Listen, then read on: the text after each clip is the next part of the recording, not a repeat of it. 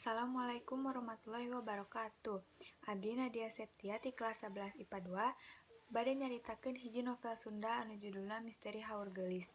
Panulisna Dadang Sutisna, penerbitna PT Kiblat Buku Utama, cetakan tahun 2002, kandel buku 84 halaman.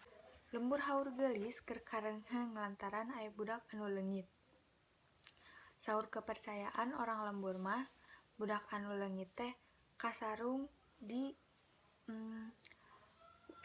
leuweung tutupan, leuweung anu sakral pisan. Kaparengan aya budak anu keur pakanci di lembur haur geulis teh.